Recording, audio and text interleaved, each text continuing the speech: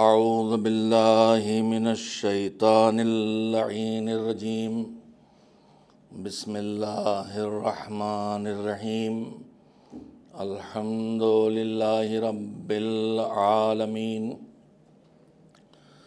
والعاقبۃ للمتقین والجنۃ للمؤمنین والنار للملحدین والصلاة والسلام على سید الانبیاء والمرسلین سیدنا ونبینا وشفیعنا ابی القاسم محمد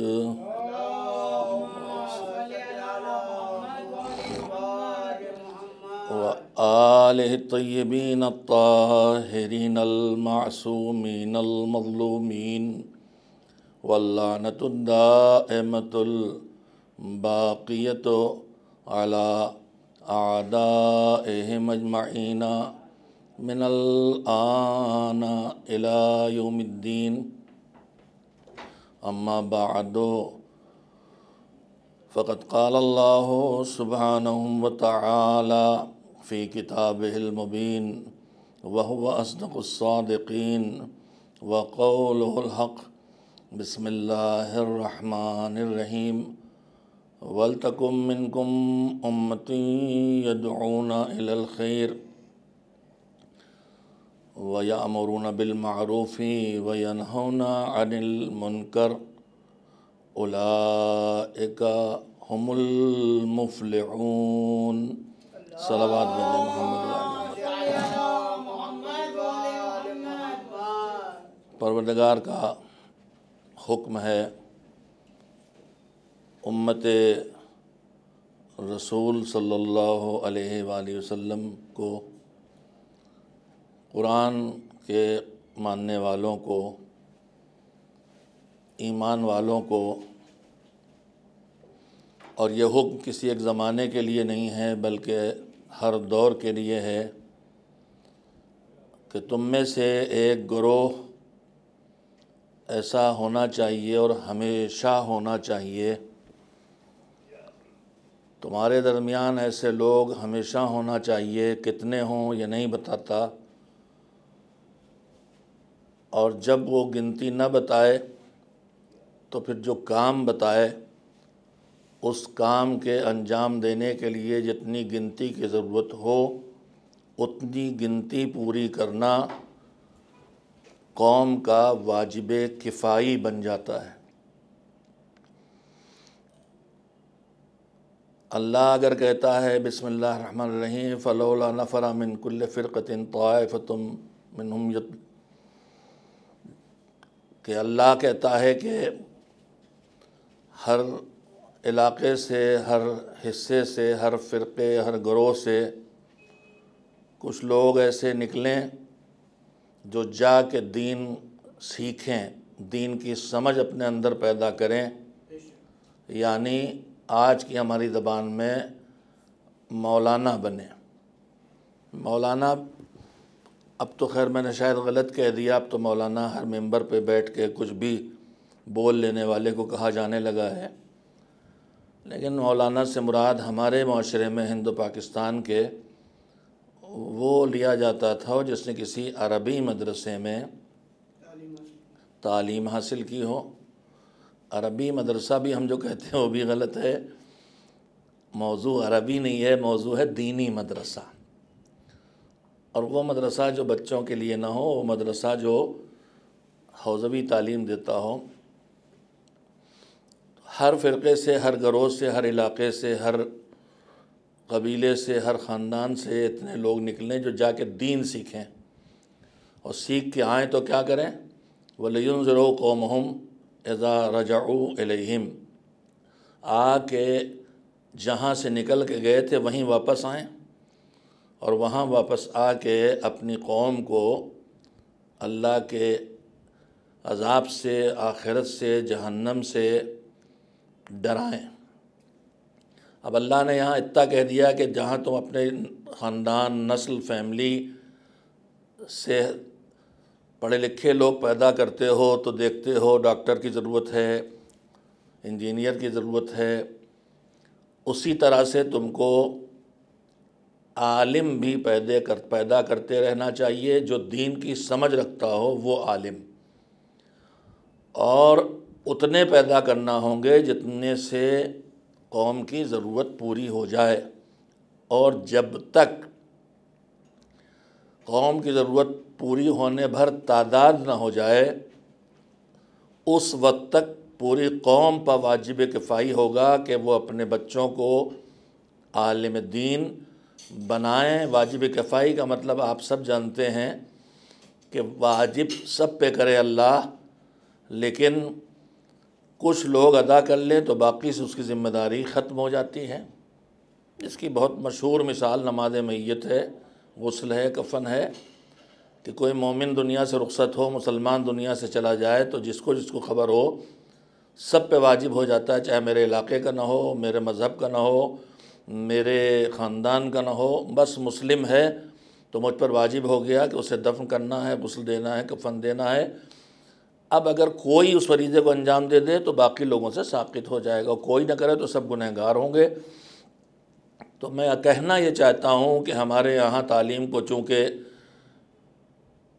پیسے سے، ملازمت سے جوڑ دیا گیا ہے، لہذا ہم انتخاب کرتے ہیں کہ کون سی تعلیم میں اپنے بچے کو بھیجیں کہ زیادہ پیسہ کمائیں، مگر اللہ کہہ رہا ہے کہ تم اپنے انتخاب پہ جو فیلڈ چاہو منتخب کرو، مگر اگر اللہ کی سنتے ہو تو تمہارے خاندانوں سے، علاقوں سے، ہر جگہ سے ایسے افراد نکلتے رہنا چاہیے جو مدارس میں جا کے دین سمجھیں اور اس کے بعد واپس آ کے اپنی قوم کو ڈرائیں۔ میں نے یہ واجب کفائی کی بنیاد پہ بات کہی تھی چھوٹی سی، کہ ہم ان واجبات سے بے خبر اور بے متوجہ نہیں ہیں، جس کے بڑے نقصانات ہو رہے ہیں۔ جب قوم کو عالم کی ضرورت ہے اور وہ عالم جو واقعی عالم ہو نہ ملے گا تو پھر نقلی مال سپلائی ہونے لگے گا، اور اس وقت وہی صورتحال ہے کہ وہ تعداد نہیں ہے ان علم والوں کی جو قوم کی ضرورت کو پورا کریں، لہذا نتیجہ یہ ہے کہ بہت سے لوگ لباس علم میں آ کے ممبر پہ بیٹھ کے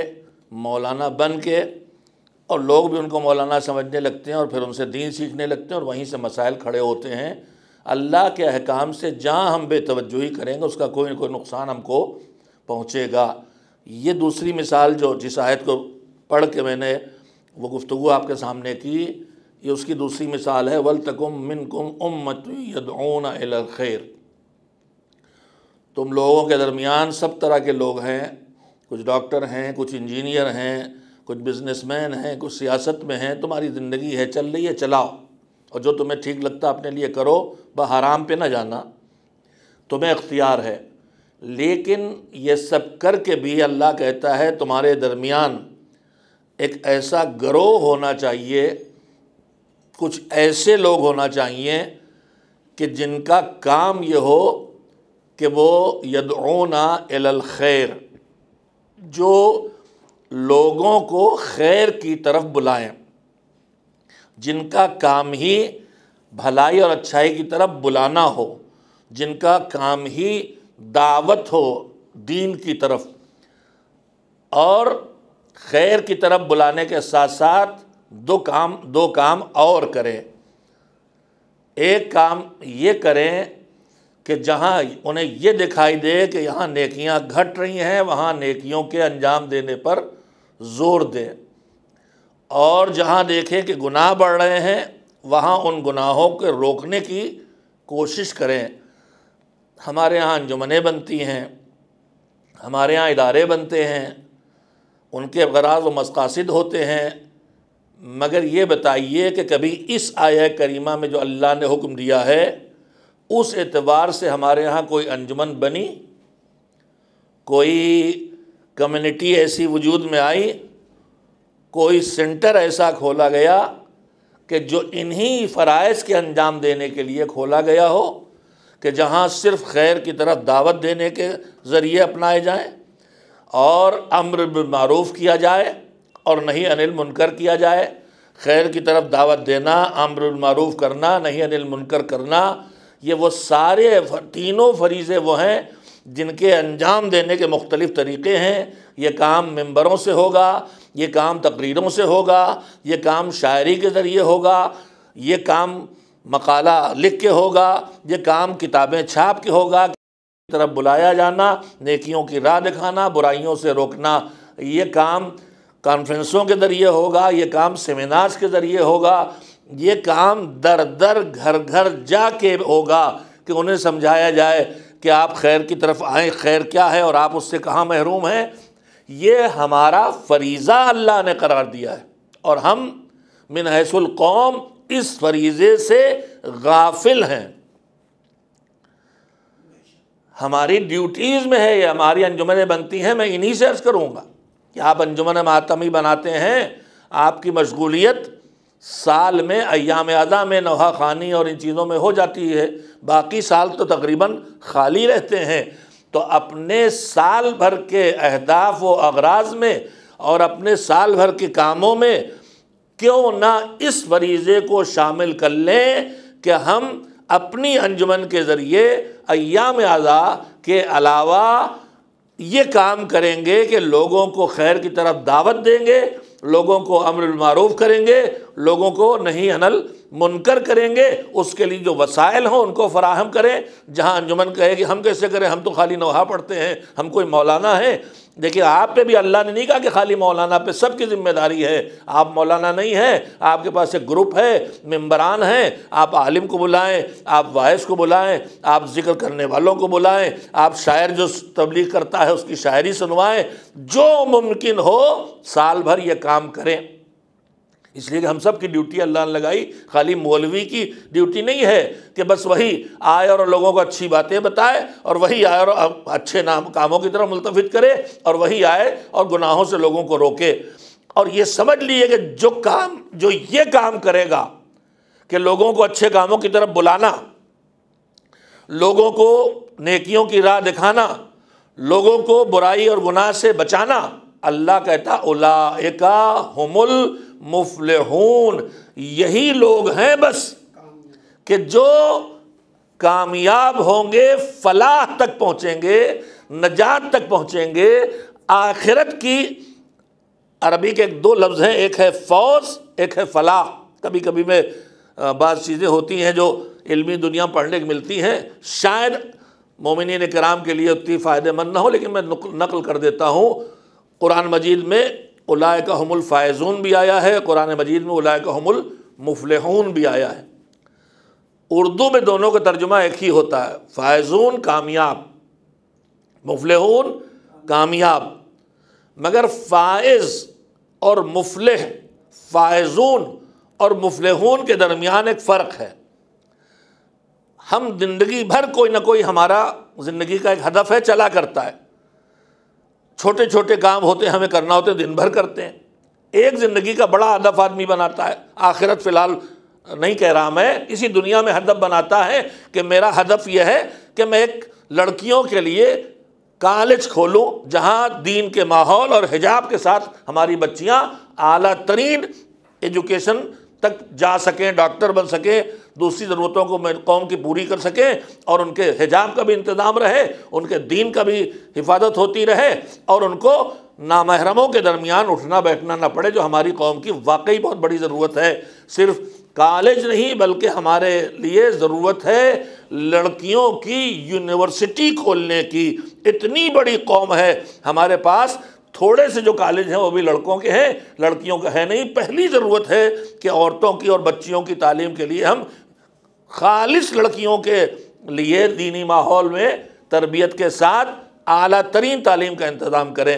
تو خیر، اب ہم نے ایک ہدف بنایا، ہمیں لڑکیوں کے کالج کھولنا ہے۔ اب اس کے لیے بہت سے کام ہیں۔ سب سے پہلا کام زمین لینا، اس کے بعد مثلا نظام بنانا، عمارت بنانا، اس کے بعد ٹیچرز فراہم کرنا، مختلف کام ہیں، اسٹیپ بائی اسٹیپ ہو رہے ہیں۔ ہمارا آخری ہدف کیا ہے کہ کالج کھل جائے، بچیاں پڑھنے لگیں، لیکن اس آخری ہدف سے پہلے بہت سے چھوٹے چھوٹے کام ہیں۔ تو ہم نے اللہ کی مدد ہوئی، مومنین کے تعاون سے زمین خرید لی، تو ہم کامیاب ہو گئے زمین خریدنے میں۔ اب جو یہ کامیاب ہے، اس کامیابی کو فوز کہا جائے گا، کہ مفلحون میں شامل نہیں ہوگا، یعنی جب آدمی کسی چیز کے پانے کے لیے چلے اسے پالے تو وہ ہے فوز اور کامیابی، لیکن درمیانی کامیابی۔ توجہ دیں، دنیا میں آدمی کامیاب ناکام چلتا رہتا ہے، دین کے معاملے میں بھی، دنیا کے معاملے میں بھی، دنیا میں بھی ہم کامیاب بھی ہوتے ہیں ناکام بھی ہوتے ہیں، دین کے معاملے میں بھی کامیاب اور ناکام ہوتے ہیں۔ نماز پڑھنے کھڑے ہوئے سوچ کے مالک کی بارگاہ میں پرخلوص نماز پڑھیں گے، لیکن تھوڑی دیر کے بعد دماغ ادھر اڑ گیا اور ناکام ہو گئے کہ وہ نہ کر پائے جو کرنا چاہتے تھے۔ تو کامیابی ناکامی وقتی چلتی رہتی۔ فائزون وہ لوگ ہیں جو وقتی کامیابی حاصل کر لیں، جو چھوٹا نیم بنایا تھا وہ کر لیا، لیکن مفلحون وہ ہیں جو اس کامیابی کے سفر میں جو ان کا آخری منزل ہے وہاں کامیاب ہوں۔ یعنی فائزون میں شامل ہونا دنیا کی کامیابی بھی ہو سکتا ہے، آخرت کی بھی کوئی کامیابی ہو سکتی ہے، لیکن مفلحون میں شامل ہونے کا مطلب یہ ہے کہ فائنلی آخرت کی منزلوں میں کامیاب ہو جانے والا۔ ایک صلوات بھیجیں محمد و آل محمد۔ میں نے تھوڑی سی آیت کے بارے میں چاہے گفتگو کر لوں، باقی روزانہ جس موضوع پر ہم بات کر رہے ہیں آپ حضرات کے سامنے، ہمارا عنوان کلام کیا ہے؟ ہماری گفتگو کو عنوان یہ ہے کہ پروردگار کی طرف سے اتنے عظیم اہتمام اور انتظام ہدایت کے لیے، اصلاح کے لیے، ہمارے اس سارے اہتمام و انتظام کے باوجود ہمارا بگاڑ کیوں نہیں جاتا؟ ہماری کمیاں، ہمارے زندگی کے نقائص، ہمارے دین سے دوری، ہماری اخلاق کی خرابی، یہ ہم سے کیوں نہیں جاتی؟ کبھی کسی کا عقیدہ خطا بگڑ جاتا ہے، کبھی کسی کا اخلاق خراب ہو جاتا ہے، کبھی کسی کے اعمال درست نہیں رہتے، اور اجتماعی سطح پر پورے معاشرے میں بھی ہمارا معاشرہ مجموعی طور پر بہت سے بگاڑ کا شکار ہے۔ ہمارے درمیان بگاڑ نہیں ہے تو اس کے علاوہ کیا ہے کہ ہماری بیٹیاں بغیر شادی کے رہ جاتی ہیں۔ اسلام نے تو شادی کو آسان ترین کام بنایا، بگاڑ کے علاوہ کچھ ہے؟ اور یہ پورے معاشرے کا بگاڑ ہے۔ کیا یہ بگاڑ نہیں ہے کہ ہمارے ہاں رشتے بہت جلدی ٹوٹنے لگے؟ تو پہلے نہیں تھا، اب آ گیا، یعنی بگاڑ گھٹنے کے بجائے بڑھ گیا ہے۔ کیا یہ بگاڑ نہیں ہے کہ اسلام جہالت کا دشمن ہے اور ہمارے ہاں جہالت زیادہ دکھائی دیتی ہے، علم کم دکھائی دیتا ہے، اور جہاں علم آ جاتا ہے وہاں کہیں کہیں جہالت چلی بھی جائے تو جاہلیت نہیں ہٹتی وہاں سے۔ جہالت اور جاہلیت کا فرق تو مجلسی مجمع زمانے سے سنتا آ رہا ہے۔ تو آخر یہ بگاڑ جو ہے کیوں نہیں ہٹتا، جبکہ اللہ نے اس کے لیے اتنا اہتمام و انتظام کیا، 1,24,000 نبی بھیجے، اس کے بعد ائمہ ہیں، پھر علماء ہیں، فقہاء ہیں، اور اس نے خالی تھیوری نہیں دی، اس نے اس انتظام میں خالی کتاب نہیں نازل کی، خالی بک نہیں پکڑا دی کہ آدمی کرے کیسے، اتنی بڑی تعداد بھیج دی جو اس نظام دین پہ عمل کر کر کے دکھائیں کہ آدمی کے لیے کوئی گنجائش عذر کرنے کی باقی نہ رہ جائے۔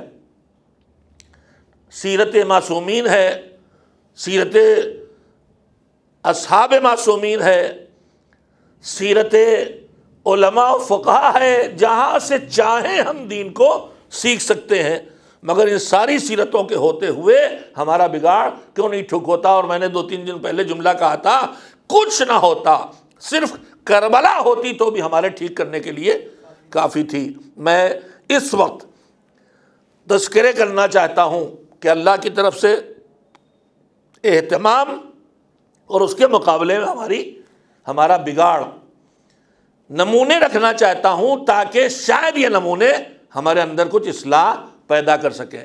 مذہب نے جن چیزوں کے بارے میں ہم کو بہت متوجہ کیا ہے، ان میں سے ایک چیز ہے اللہ کی بنائی ہوئی مخلوق کا خیال کر کے جینا۔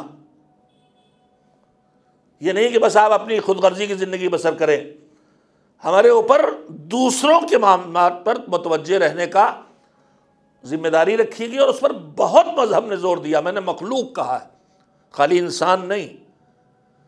اگر میں انسان کہوں تو اس کا مطلب خالی نکلے گا کہ اور مخلوق خدا کی طرف سے ہم سے جو چاہیں جیسی چاہیں برتاؤ کر لیں، نہ، مذہب نے ہمارے اوپر ہم کو جن چیزوں کی طرف بہت متوجہ کیا اور معصومین نے اپنے عمل سے اور اپنی سیرت سے بہت متوجہ کیا ہے، وہ ہے دوسروں کا خیال کر کے جینا، خاص کر کے کمزور کا خیال کر کے جینا۔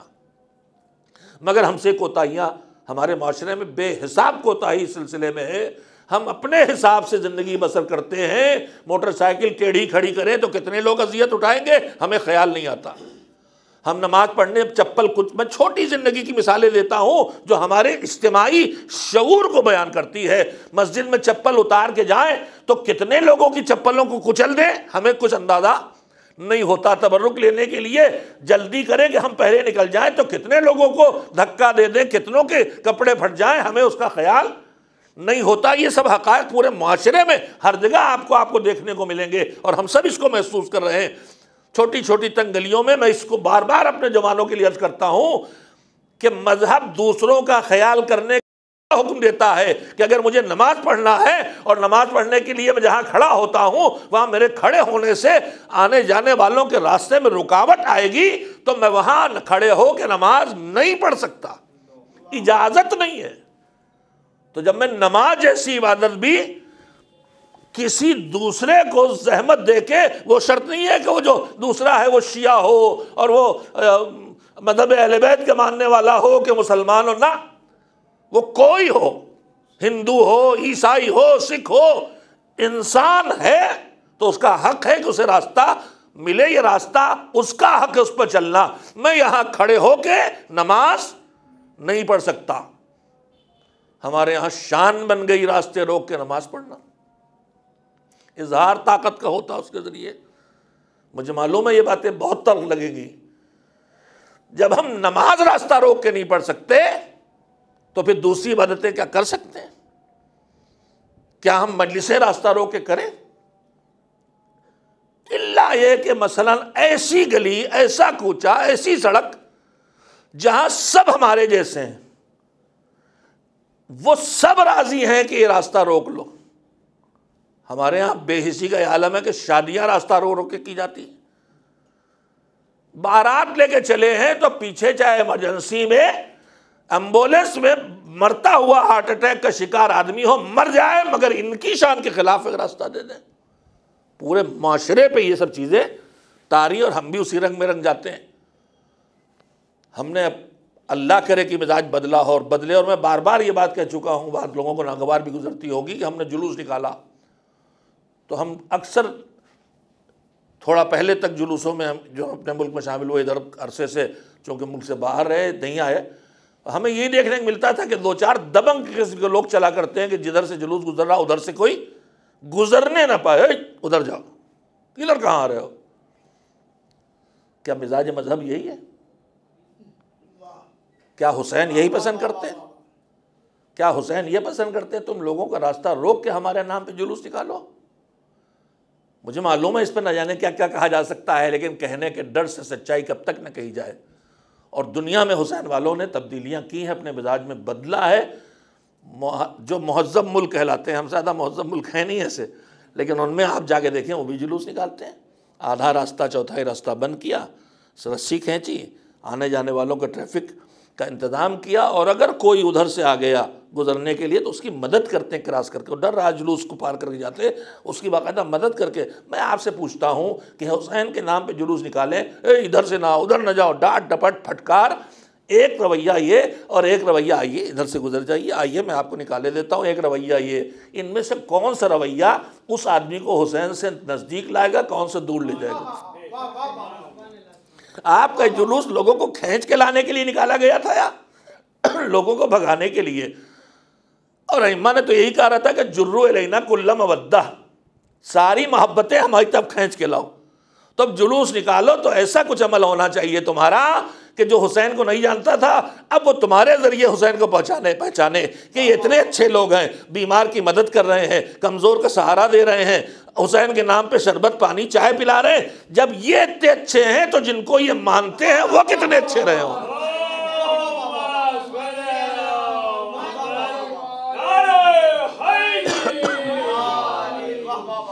اور خدا نہ خواستہ ہمارا رویہ ایسا ہوا، دیکھیے میں بات کی تجزیہ بھی رکھنے کی کوشش کرتا ہوں، یہ ہمارے ماضی جو گزرا ہے اس میں ہم رہے ہیں حکومتوں میں، زمیندار، نواب، ٹھاکر، سادات کرام بھی ٹھاکر کہلاتے تھے، حاکم، اور حاکم کے اندر جو سب چیزیں ہوتی ہیں وہی ہمارے یہاں بھی آئی تھیں،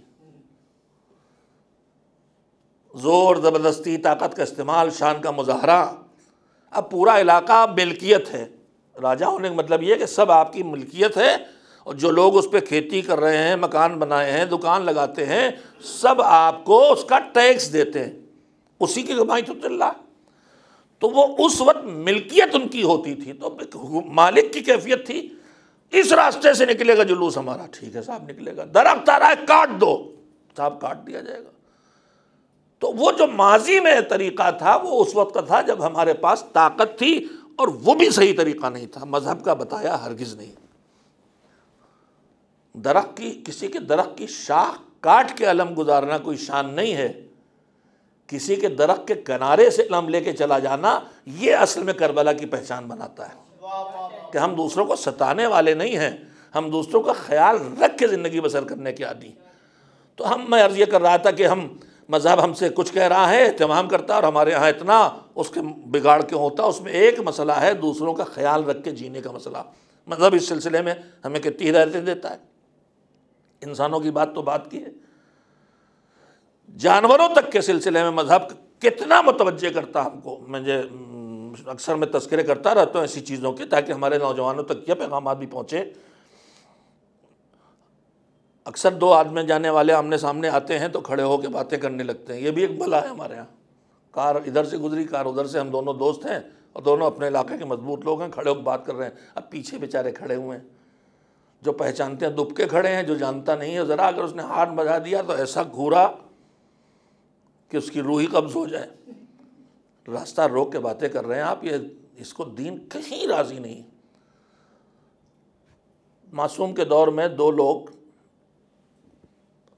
کس امام کی سیرت ہے مجھے یاد نہیں رہ گیا، بظاہر پانچویں امام کی ہے، دو لوگ آ رہے تھے، ایک ادھر سے ایک ادھر سے جا رہا تھا، اونٹ یا گھوڑے پہ سوار تھے، ادھر سے آ رہے ادھر سے آ رہے تھے، ملاقات ہوئی، رک گئے، رک کے باتیں کرنے لگے، اور اونٹوں پہ بیٹھے ہیں اور باتیں کر رہے ہیں۔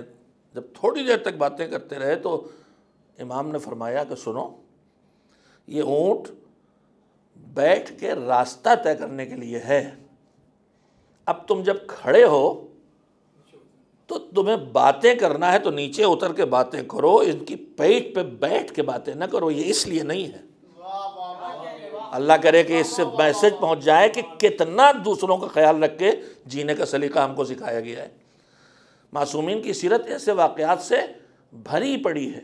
میں نے سال دو سال پہلے ہی روایت پڑھی تھی اور میں اسے پڑھ چکا ہوں، لیکن اب بات آئی ہے تو پیغام پہنچانے کے لیے بتانا چاہوں گا کہ ہمارے ائمہ میں سے کسی، میں نے عرض کیا کہ میری میموری کمزور ہو گئی، بہت چیزیں میں پرفیکٹ یاد نہیں لا پاتا، تو میں وہاں سے اپنے کو بچا کے نکلتا ہوں۔ امام کا ارشاد ہے، کسی کا، کس سیرت کا نمونہ ہے، کس امام کا مجھے یاد نہیں۔ اور ایک بات میں اکثر اپنی مدد کے لیے پڑھ دیتا ہوں کہ معصوم سے مربوط کوئی جملہ، کوئی روایت، کوئی حدیث اگر ہمیں یقین ہو کہ امام کا ارشاد ہم نے پڑھا تھا نام اور ہم نام بھول گئے، اب ہمیں نام یاد نہیں آ رہا ہے، تو گھبرانے کی ضرورت نہیں کہ نام یاد نہیں تو کیسے بتائیں کس نے کہا۔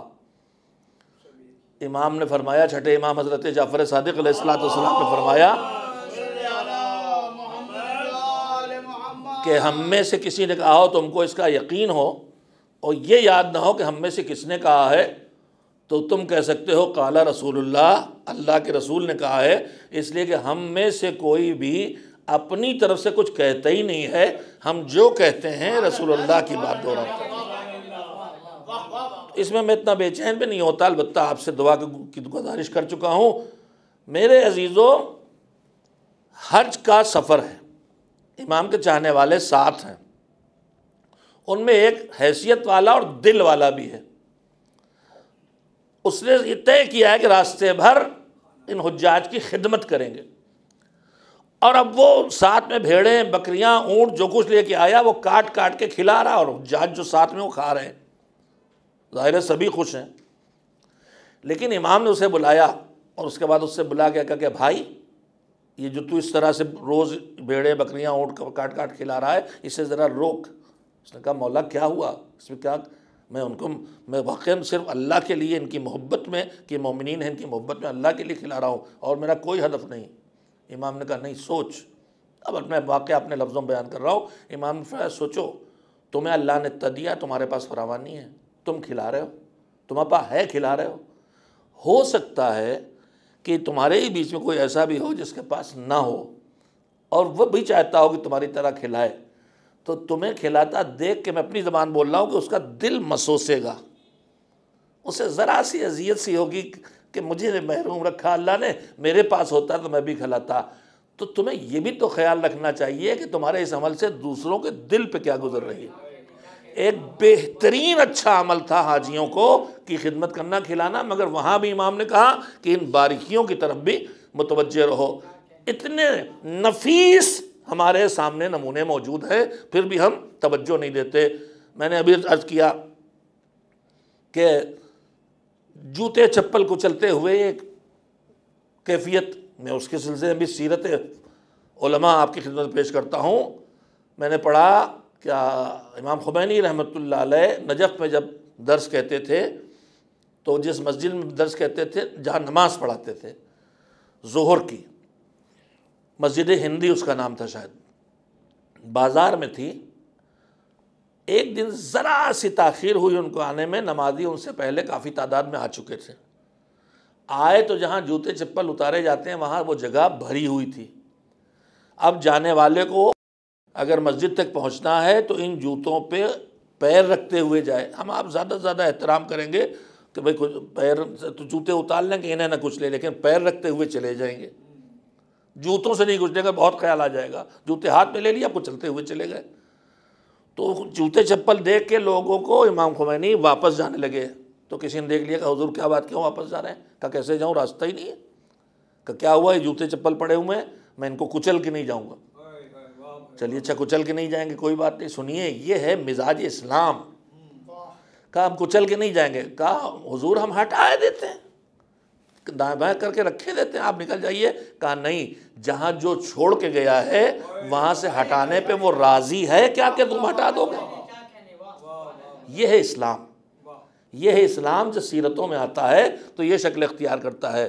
میرے عزیزو، جو اسلام ہمیں یہ سب سکھا رہا ہے، اس اسلام کے دعوے دار ہو کے ہم کیوں وہاں کھڑے ہیں کہ ہم ایک دوسرے کا لحاظ کرنا بھول گئے ہیں؟ نہ بچوں کی کمزوری کا خیال ہمارے پاس رہے، بس ہمارے پاس کوئی پاور آ گیا، پیسے کا آ گیا، بدن کی طاقت کا آ گیا، خاندان کا آ گیا، اور نہیں بھی آیا تو زبان کا پاور ہی بہت ہے۔ بے محابہ زندگی بسر کرتے ہیں، اور جو جی چاہے ہم اس طرح۔ تو خیال رکھ کے جینا اسلام نے سکھایا، اتنا سکھایا، اس کے باوجود ہم کیوں متوجہ نہیں ہوتے؟ یہ گمبھیر مسئلہ ہے۔ اسی طرح سے ایک نمونہ اور آپ کی خدمت میں عرض کروں، ایک صلوات بھیجیں محمد و آل محمد۔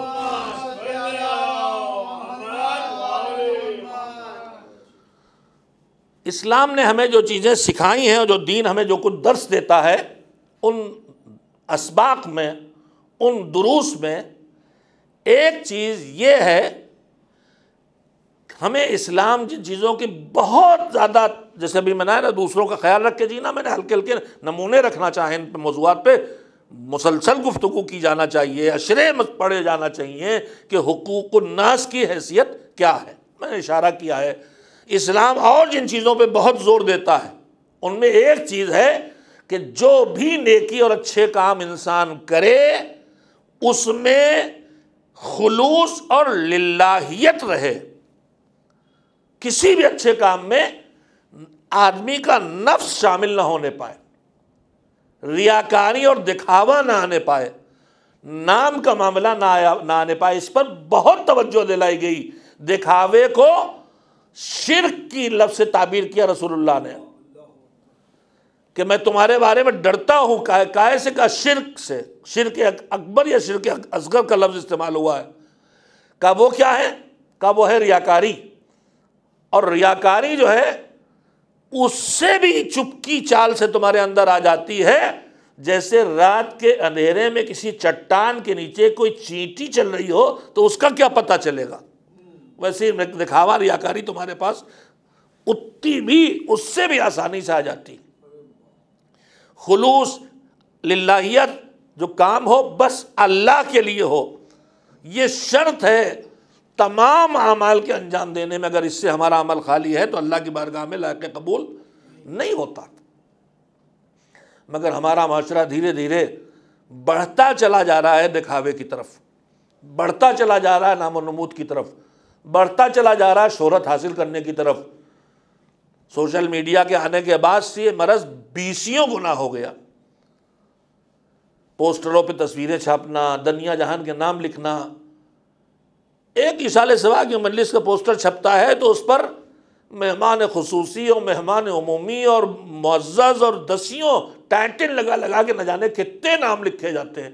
مولانا وسیع حسن صاحب کا جملہ جو انہوں نے دیہاتی زبان میں کہا تھا مجھے بہت اچھا لگا۔ ناموں کی فہرست دیکھ کے وہ پوچھنے لگے کہ یہ تمہارے باپ کے ولیمے کا کارڈ ہے کیا جو اس میں سب چھپوایا ہے؟ یہ حسین کی مجلس کا رکتا ہے، سادہ سادہ سے رکھو، ان کا نام ان کا نام۔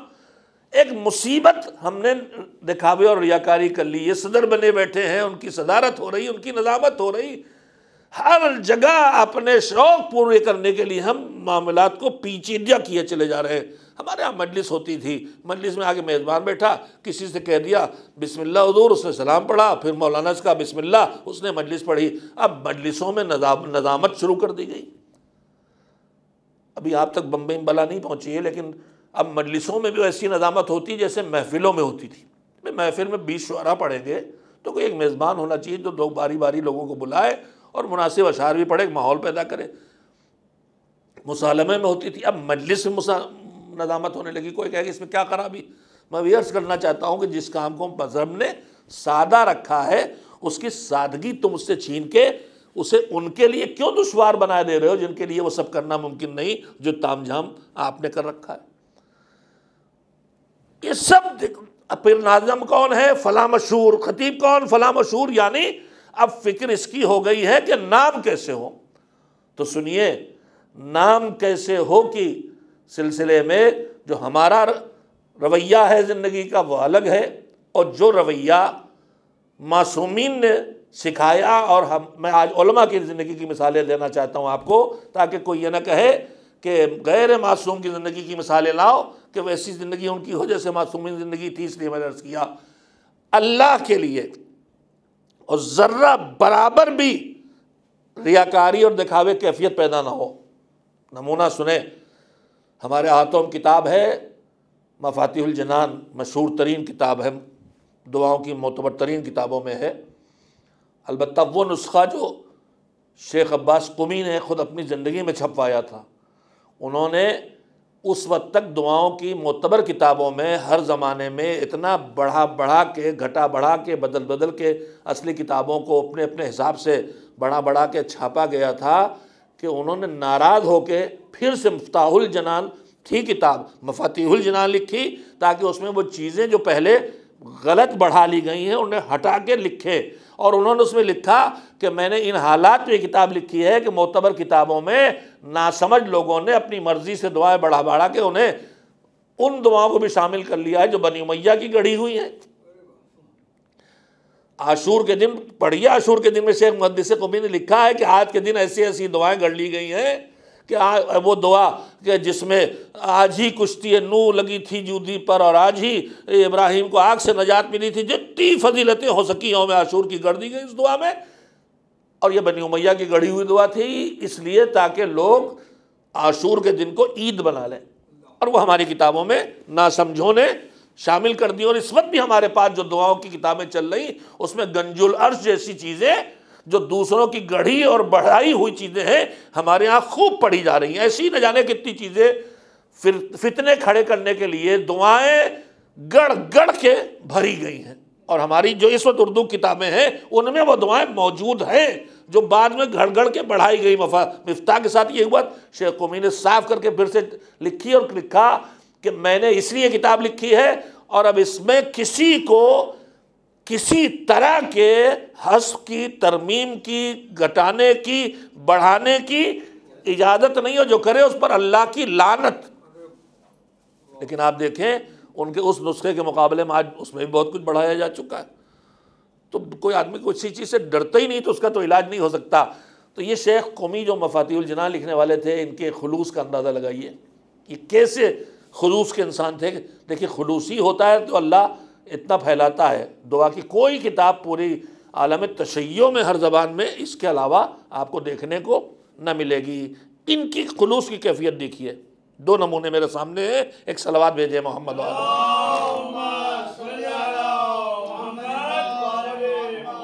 ان کی ایک کتاب ہے، محدث سے حدیثوں کے معتبر مجموعے جمع کیے ہیں. ایک سیرت معصومین پہ کتاب ہے منتہی الاعمال، وہ بھی بہت معتبر ہے. ان کی سب کتابیں مقبول ہیں. ان کی ایک کتاب ہے مصائب پر مشتمل نفس المحموم، غمزدہ انسان کی سانس، جو میں نے کل پڑھا تھا نا کہ عزادار اگر ایک سانس بھی لیتا ہے تو تسبیح بن جاتی ہے. تو ان کی کتاب ہے نفس المحموم، غمزدہ ہم و غم کے شکار انسان کی سانس، یعنی مصائب. مصائب اس میں کتاب میں ہے، معتبر کتاب ہے، مقبول کتاب ہے. وہ اس کو لوگ جیسے ہمارے ہاں اب بھی گاؤں میں جائیے تو مجلسوں کی کتابیں لوگ لے کے ہاتھوں میں لے کے پڑھتے ہیں، اسی طرح نفس المحموم کو ایران میں ذاکرین دیکھ کے اس کو پڑھتے تھے. دیکھیے اس کو کہتے ہیں للہیت. شیخ عباس قمی رحمۃ اللہ علیہ کے والد گاؤں کے آدمی تھے، کسان تھے، بالکل سادہ مزاج. اب وہ اپنے بیٹے کے ساتھ آ کے قوم میں رہنے لگے. وہ حرم جاتے تھے معصومہ کے. وہاں ذاکر جو ہوتا ہے، جو ذاکری کرتا ہے، وہ عالم نہیں ہوتا، تھوڑے سا ایسے ہی گھریلو علم ہوتا ہے. اور وہ جیسے ہمارے ہاں مرثیہ خوانی سیکھی، وہاں ذاکری جو ہے مرثیہ خوانی جیسی چیز ہے، اس میں اشعار زیادہ ہوتے ہیں، نثر کم ہوتی. ہمارے ہاں تو ذاکر کا مطلب ہوتا ہے پورے خطابت کرنے والا. ایران میں جو ذاکر ہوتا ہے وہ روضہ خان جسے کہتے ہیں، وہ تھوڑا سا نثر اور زیادہ نظم و مرثیہ ہوتا ہے، رلانے کے لیے ہوتا ہے. وہ تو وہ زیادہ اہل علم نہیں ہوتے. تو ایک معمولی سے مومن معصومہ قم کے روضے پہ بیٹھ کے نفس المحموم کے سے مصائب پڑھتے تھے اور لوگ روتے تھے. لکھی کس نے؟ شیخ عباس قمی نے. ان کے والد آ کے شیخ عباس قمی سے کہتے ہیں، ایک دیکھو وہ آدمی ہے، اس نے یہ اتنی کتاب لے کے پڑھتا رلاتا ہے، کم سے کم تم کر لیتے، تم بھی اتنا کر لیتے. انہیں پتہ ہی نہیں کہ یہ جو وہ پڑھ کے رلا رہا وہ کتاب تمہارے بیٹے کی لکھی ہوئی. مگر تاریخ سیرت محدث کہتی ہے کہ باپ کہتے رہے کہ کم سے کم اتنا تو کرنے لگو جتنا وہ کر رہا. اور انہوں نے کبھی نہیں بتایا کہ بابا وہ کتاب تو میری لکھی ہوئی، اس لیے کہ بتا دیتے تو اللہ کی بارگاہ میں کم ہو جاتا. کیا تھا اللہ کے لیے تو اللہ سے لینا تھا، باپ سے بھی شاباشی نہیں لینا تھی. یہ ہے للہیت کے نمونے. انہی کا دوسرا نمونہ سنیے. ایسے افراد ہمارے درمیان نہ ہوتے تو ہم واقعی تباہ ہو چکے ہوتے. بڑے عالم تھے، مقدس سے معروف تھے، قم میں رہتے تھے. ایک سال رمضان میں مشہد میں بلائے گئے. مشہد مقدس میں خود روضے کی طرف سے دعوت دی گئی اور اس میں جو بڑی جگہ تھی اس میں ان کو پڑھنے کے لیے بلایا گیا. مسجد گوہر شاد ہے یا کون، مجھے اتنا یاد نہیں رہ گیا. نماز کے لیے اب ظاہر آج کل کا زمانہ تو نہیں تھا کہ ایک واٹس ایپ ڈالا اور سب لوگوں کو خبر ہو گئی. بلائے گئے، تھوڑے لوگوں کو معلوم ہوا، لیکن جب پڑھنا شروع کیا، نماز پڑھانا شروع کی تو دھیرے دھیرے مجمع بڑھنے لگا. اب اس میں آگے شیخ عباس قمی، ان کے پچھلی صف میں وہاں کے علماء و مقدسین اور معززین کھڑے، اور دھیرے دھیرے اس میں مراتب اگلی صفوں میں حق کہا بھی گیا ہے کہ اہل علم کو، اہل تقویٰ کو، بزرگ سن والوں کو، ان کو جگہ دو. اسلام ہر جگہ کون کس کا حقدار ہے اس کا خیال رکھنے کو کہتے ہی کہتا ہے، مگر اپنا خیال خود رکھنے کو نہیں کہتا. کہتا ہے دوسرے تم خیال رکھو. مجھ سے کہتا ہے کہ تم مجلس میں شامل ہو تو جہاں جگہ ملے وہاں بیٹھ جاؤ. اور نمازیوں سے کہتا ہے کہ تمہارے درمیان اگر کوئی عادل، کوئی عالم، کوئی عبادت گزار، کوئی متقی پرہیزگار آئے تو اسے اٹھا کے اگلی صف میں لے آؤ. اپنے منہ میاں مٹھو بندے کی اجازت وہاں نہیں ہے. خیر تو صفوں میں سب آگے علماء تھے.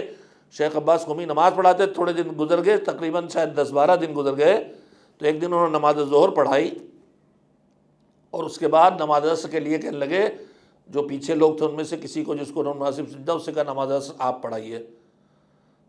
تو لوگ سمجھے شاید ان کو طہارت وغیرہ ضرورت ہوگی. ان کا کیوں، کیا ہوا، ہم انتظار کر لیں. کہا نہیں تم پڑھاؤ. کیوں، آپ کیوں نہیں پڑھائیں گے؟ جب انہیں لگا کہ یہ نہیں پڑھ، انہوں نے کہا میں اہل نہیں رہ گیا نماز جماعت کی امامت. نماز پڑھاتے نماز میں یہ فیصلہ لیا کہ میں اہل نہیں رہ گیا، اللہ ہم تک ان اخلاقیات کو اور دین کے اس نظام کو ہمارے وجود تک اتارے۔ کیوں اہل نہیں رہ گئے؟ کیا ہوا؟ کہا کہ دیکھیے نا، اب جو آئے تھے پہلے دن تھوڑے لوگ تھے، پھر اور لوگ تھے، پھر اور لوگ تھے، پھر اور لوگ بڑھتے چلے گئے۔ کہا میں جو روز نماز پڑھاتا ہوں تو روز کچھ لوگ لیٹ آتے ہیں نا، تو وہ یا اللہ کہتے تھے۔ تو یا اللہ جب آدمی کہیں سے کہتا ہے تو تھوڑا اندازہ تو ہو ہی جاتا ہے کہ کہاں پہ ہے۔ تو انہوں نے کہا کہ آج جو میں نے یا اللہ کی آواز سنی تو بہت دور سے وہ آواز آئی، تو میرے دماغ میں آ گیا کہ میرے پیچھے اتنے لوگ کھڑے ہیں، اب میں اہل نہیں رہا۔ بس میرے دماغ میں آ گیا میرے پیچھے اتنے لوگ کھڑے ہیں تو میں اہل نہیں رہا امامت کا، میں اہل نہیں رہا، میں نماز پڑھانے لائق نہیں ہوں۔ میرے عزیزو، دین یہ ہمیں سکھا رہا ہے، دین غرور نہیں سکھاتا، دین انکساری سکھاتا ہے، دین دوسروں کا ساتھ لے کے چلنا سکھاتا ہے، دین دوسروں کو خیال رکھ کے جینا سکھاتا ہے۔ وہ دین کہاں ہمیں لے جانا چاہتا ہے اور ہم کہاں کھڑے ہیں، اس کا جائزہ یہ وقت ہے، بہترین وقت کربلا کا وقت، کہ جو ہمیں بتائے کہ کربلا ہمیں کہاں پہنچانا چاہتی ہے اور ہم کہاں کھڑے ہیں۔ میں نے سوچا تھا کہ آج ہی کربلا کے آغاز سے عاشور کے عصر تک شہداء اور اسیران اہل حرم اور مقدمے کربلا مسلم بن عقیل، ان کے کرداروں سے وہ نمونے آپ کی خدمت میں نکال کے پیش کروں کہ جہاں کربلا ہم کو لے جانا چاہتی، تاکہ ہم محسوس کریں کربلا کہاں لے جانا چاہتی ہے اور ہم کہاں کھڑے ہیں۔ انشاءاللہ اگلے تذکروں میں آپ کی خدمت میں بات پیش کروں گا۔ اب دھیرے دھیرے وقت ختم ہوتا چلا جا رہا، ایام اعزاء گزر رہے ہیں۔ کربلا ہم کو کہاں لے جانا چاہتی ہے، اس کو اگر سمیٹ کے کہا جائے تو کربلا ہم کو لے جانا چاہتی ہے دوبارہ کربلا تک۔ لیکن پہلی کربلا جو ہوئی تھی اس میں 72 مقابلے میں آئے تھے، ظلم کے خلاف آواز اٹھائی تھی، ظلم کے خلاف آواز اٹھانے کی طاقت دے کے چلے گئے، لیکن ظلم مٹا نہیں تھا۔ اب کربلا پھر چاہتی ہے کہ ظلم کے خلاف جو حسین کے ساتھ 72 اٹھے تھے، وہ 72 دوبارہ وجود میں آئیں اور ان کی تعداد اب وقت کے حسین کا ساتھ دینے کے لیے 313 تک پہنچ جائے۔ وہ لشکر جس میں حبیب تھے، وہ لشکر جس میں مسلم ابن اوسجہ تھے، وہ لشکر کہ جس میں حر آ گئے تھے، وہ لشکر جس میں 9 مسلم وہب بھی تھے، جنہوں نے اپنے بیٹوں کو قربان کیا، جنہوں نے گود کے پالوں کو قربان کیا، جنہوں نے کسی صورت بھی دین کی بقا کے لیے انہیں جو کچھ ملا تھا اسے قربان کر دیا۔ وہ کربلا کے مجاہد، وہ کربلا کے دین کی محافظ وجود میں آئیں تاکہ وقت کے حسین کے ساتھ کھڑے ہو کے اس کربلا کے مقصد کو پورا کرا دیں جو کربلا میں واقع ہوئی تھی، جہاں 72 شہید ہوئے تھے اور 64 اسیر ہوئے تھے۔ عزیزو، کربلا میں جو لشکر آیا ہے اس کی اس کی ترتیب شہادت جو ہمارے علماء نے مقاتل اور کتابوں میں دیکھ کے معتبر قرار دے کے ہم تک منتقل کی ہے، وہ ترتیب یہ کہتی ہے کہ پہلے انصار و اصحاب شہید ہوئے، اور اس پہ سب متفق ہیں کہ جب تک انصار و اصحاب رہے انہوں نے اہل بیت حسین اور اہل حرم میں سے کسی ایک کو بھی مقتل میں نہ جانے دیا، اور شہید ہونا تو دور کی بات، زخم لگنے سے بھی بچایا ہے۔ یہ بالکل طے شدہ بات ہے کہ انصار پہلے شہید ہوئے ہیں۔ اب اس کے بعد بنی ہاشم کے جو افراد ہیں، جن کی مشہور تعداد جو ہمارے علماء کے درمیان قبول کی گئی ہے وہ 18 ہے۔ ان بنی ہاشم کے بارے میں ہمارے ہندوستان بر صغیر، ہندوستان پاکستان کے علماء صدیوں سے ان کی تحقیق یہی رہی ہے کہ ان میں ترتیب شہادت یہ تھی کہ جو حسین سے نزدیک ترین تھا وہ سب سے آخر میں شہید ہوا ہے عزیز، جس میں حسین کی گود کا ششماہا بھی ہے اور جس میں حسین کے گود کا پالا علی اکبر بھی ہے۔ اور اس سے پہلے بھی اسی ترتیب سے شہادت کی سلسلہ دکھائی دیتا ہے۔ ابتدا میں جناب عقیل کی اولاد، جناب مسلم کی اولاد، جناب جعفر کی اولاد، پھر امام حسن مجتبیٰ مولا علی کی اولاد، حسن مجتبیٰ کی اولاد، پھر حسین سید الشہداء کی اولاد۔ یہ ترتیب وہ ہے جو ہمارے علماء کے درمیان مقبول ہے۔ البتہ کتابوں میں اس کے برعکس بھی لکھا ہے کہ پہلے شہید علی اکبر ہیں۔ میں اس لیے بات چھیڑی ہے، بات کہی ہے، میں نے ایک دن اور کہی تھی کہ ہماری مظلومی ہے، ہمارے ائمہ کی مظلومی ہے کہ ان کے بارے میں حقائق ہم تک یقینی کیفیت میں ہمیشہ نہیں پہنچے ہیں، لہذا ہمارے علماء نے جس چیز کو جہاں قبول کر لیا ہے اس کو وہاں قبول کیا جانا چاہیے۔ عزیزو، اصحاب کا چھوٹا سے قافلہ جب ختم ہوا ہے تو پھر باری آئی تھی بنی ہاشم کی۔ آج کی شب سے جو 5 کی شب ہے، ہمارے بر صغیر میں تہذیب ہے کہ اب دھیرے دھیرے اصحاب کے تذکروں کو کر کے حسین کے ساتھ آنے والے ان کے خاندان والوں کے تذکرے کیے جاتے ہیں، اور ان میں سب سے پہلا تذکرہ جناب اون محمد کا ہوتا ہے۔ اور میں اس وقت جناب اون محمد ہی کے مصائب پڑھتا، لیکن میں بھی ایک مجلس اور پڑھوں گا۔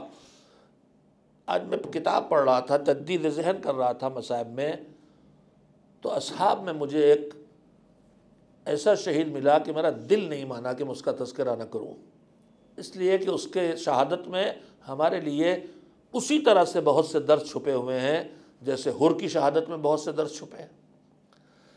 شہید سب تھے، سب باعظمت تھے، لیکن ان شہیدوں میں کچھ خاص شہید ہیں جن کو خود امام نے کچھ خصوصیتوں سے نوازا ہے۔ جناب حر کو 2 خصوصیتوں سے نوازا گیا، ایک چوتھے امام کے ہاتھوں سے ملی کہ روضہ الگ بنایا، اور ایک سید الشہداء کے ہاتھوں سے ملی کہ اپنی اماں کے سے نہیں جانتا کہ اس دنیا میں اس سے بڑا شرف بھی کوئی ہو سکتا ہے۔ اماں کے ہاتھوں کا بنا ہوا رومال پیشانی میں باندھ دیا، اور شاید اس کے پیچھے راز یہی تھا کہ کہیں کوئی میرے حر کو کچھ انگلی کا اشارہ نہ کرے۔